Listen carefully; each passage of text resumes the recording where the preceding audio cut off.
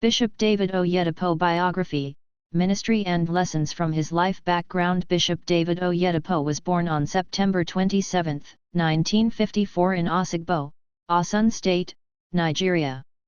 He is a native of Amueran, Irbadun local government area of Kwara State. David Oyedepo was raised in a hybrid religious family. The father was a Muslim healer, and the mother, Dorcas by name, was a member of the Holy Order of the Cherubim and Seraphim Church, CNS. The church is a branch of the Alajaram movement in Nigeria. David Oyedepo was raised by his grandmother in Osogbo, from whom he learned the virtues of Christian life through early morning prayers which they both attended. He learned the importance of tithing from her. Education. He is widely known to have studied architecture at the Kwara State Polytechnic, now Kwara State University, and Oyedepo worked with the Federal Ministry of Housing in Ilorin briefly before he resigned to face the mandate God gave him fully. He also obtained Ph.D. in Human Development from Honolulu University, Hawaii, United States of America.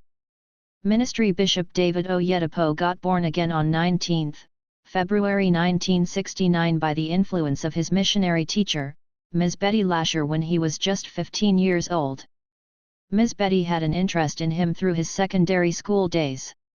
He witnessed Jesus for the first time in March 1970, and he has been doing so to date. His radical level of faith started when he was a young boy burning for Jesus. Young David Oyedepo rejected a charm his father gave him, and a whitlow developed on his right hand. He was ostracized by his schoolmates because he had tuberculosis, and he dared God to heal him, and that was it. He got healed. He started his ministry in 1981 after an 18-hour vision he had in May 1981 where, quoting him, God mandated him to preach the word of faith to set the world free from all oppression of the devil. Hearing the instruction from God was what he needed in founding the Living Faith Church Worldwide, LFCW, which was first called Liberation Faith Hour Ministries in the year 1981. 2 years later, he was ordained with his wife, Faith Abiola Oyedepo, who was formerly known as Florence Abiola Akano, as pastors by Daddy Enoch Adeboy, the general overseer of the Redeemed Christian Church God. He commissioned the new church as well. David Oyedepo was ordained as bishop 5 years later. He started his church, Living Faith Church, aka Winners Chapel International, in Kaduna before he relocated to Lagos to start a branch of the church there. He moved by instruction from God, according to him. He claimed that by instruction from God, he was to build a new auditorium for the commission to cater for the increasing number of the congregation. So he acquired the incipient 530 acres, 2.1 square kilometers, property, also known as Cana Island, as the headquarters, with an auditorium with a capacity of 50,000 seats. The construction of the auditorium was completed within 12 months and was dedicated on September 18, 1999, and recorded as built with a debt-free account. The headquarters of the ministry, Cana Island, the Faith Tabernacle, is located in Odia, Ogun State. It is a 5,000 acres, 20 square kilometers, estate and campus, and it consists of the 50,000 capacity auditorium, the church secretariat building, the church's youth chapel, a primary school known as Kingdom Heritage Model School, and the Faith Academy, and the prestigious Covenant University facilities with over 7,000 students. Cana Island Estate runs profit establishments such as a bakery, a bottled water factory, a filling station, cafeterias, and stores, various housing units for over 2,000 church employees, and guest houses, all managed by the church.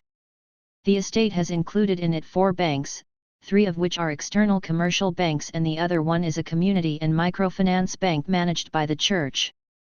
Cana Island as a whole has a proposed 15,000 housing estate, which is known as Canaan City, had increased to 17,000 acres by 2012.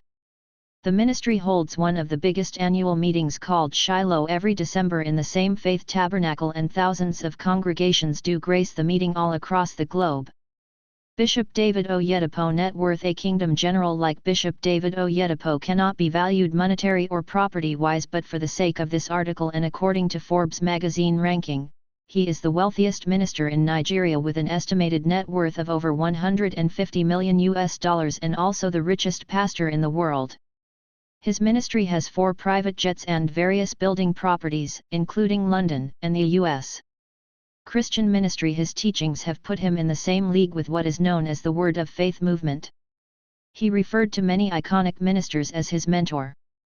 Ministers like Kenneth Copeland, Gloria Copeland, the late Kenneth Hagin, E.W. Kenyon, and many more. Also in Nigeria, he has the likes of Pastor Enoch Adeboye and the late Benson Idahosa as mentors. The ministry runs a Bible training program which is known as the Word of Faith Bible Institute for all who want to develop knowledge of the Christian faith, and that is being called into the fivefold ministry. David Oyedepo is the president of David Oyedepo Ministries International, DOMI. Marriage and family. He married Florence Abiola Akino, who is now known as Faith Abiola Oyedepo. He met her at a motor park. The couples have 4 children, namely, David Jr., Isaac, Love and Joyce. 2 of his children, David Oyedepo Jr. and Isaac, were ordained as pastors by Kenneth Copeland in May 2007. Pastor David Oyedepo Jr. was a pastor at the London branch of the church with his wife, but is currently the resident pastor of the ministry's headquarters church, Faith Tabernacle, and Pastor Isaac Oyedepo pastors Winners Chapel International, Maryland, the U.S. with his wife, Ayamitide. Bishop David's first daughter, Love, married Stephen Aga, a pastor in the ministry, and Joyce, the last child, is married to Abimbola Obadunrin. Hobbies. He likes to read, reason, plan and write.